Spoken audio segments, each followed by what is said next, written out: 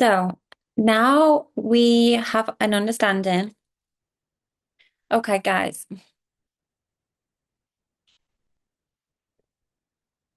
Okay, guys. So I'm going to show you what is actually going on with our subconscious mind and how our limitations prevent us from getting the results that we want, and why sometimes in business it literally feels like we are pushing a boulder up a hill.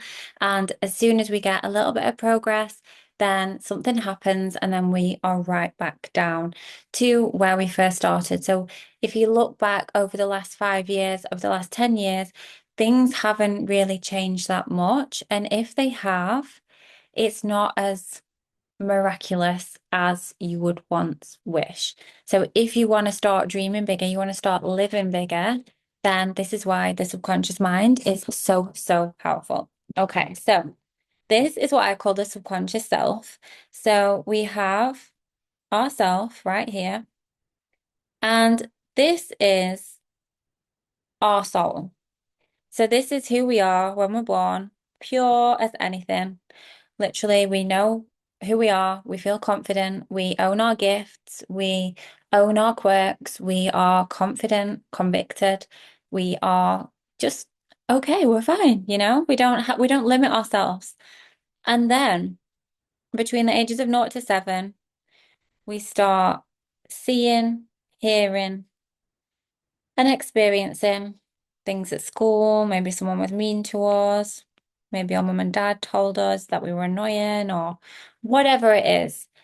And then that creates this new self. And this new self is based on the subconscious programming. But in terms of psychology, it's also called the self-concept. So this is the self-concept that we have developed that creates all of the results that we get today. So the reason that this is so powerful is because if you change your self-concept, you get a different outcome. And changing your self-concept literally looks like erasing the memory or reframing the memory of unworthiness. So we'll do a clearing on the fear of judgment, perfectionism, because we know we're whole and perfect just as we are. We don't need to prove anything. Hard work, that success has to be hard. We always have to be working. We can't rest. That's stemmed from unworthiness because we don't feel worthy of rest. So we have to work hard because that was what was modeled to us, and that's what we believe to be true. So we feel lazy if we don't work, which obviously who doesn't want to work? Like we want to work, but we don't want to overwork ourselves. And then we can clear people pleasing, we can strengthen our boundaries. Clearing unworthiness is going to massively help with that. We might have an abandonment wound. I cleared abandonment. I didn't even intentionally mean to do it. It was when I was doing my training, and we just worked on each other and did like a live class in front of 30 of the students. And my trainer, Reese, she's incredible. She's the owner of Yes Supply. So I trained directly with her, and she was like, okay, now let's do you. And we're gonna do abandonment. I was like, okay, I don't think I've ever been abandoned. Like it's not something I really struggle with, but I'll give it a go. So yeah, literally did the technique, neural energetic encoding, and found the moment in time my subconscious told me I was two. And I started crying straight away. And I was like, oh my God, like this is embarrassing. Like everyone's watching. Um, and then I started to like fight the tears. Like I could feel like the ego and like, that part of me that doesn't want to be vulnerable.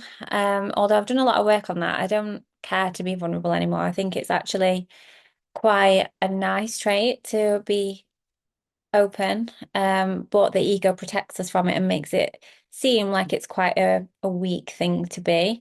So when you've got strong boundaries, you know who you are, being vulnerable is safe. And that's what we can work towards as well. Anyway, I found out that I had this abandonment belief. So when my brother was born when I was 2, I felt like I was abandoned. I wasn't needed anymore. So that emotional release that I had been within me, driving the show since I was 2.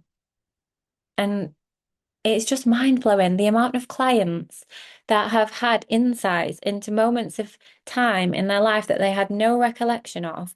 And then they've gone and asked their parents. And I'm talking like beliefs and unworthiness where they were in the womb feeling their mum's emotions. And then they've had a conversation with their mum and they found out what they knew to be true whilst they experienced that was true.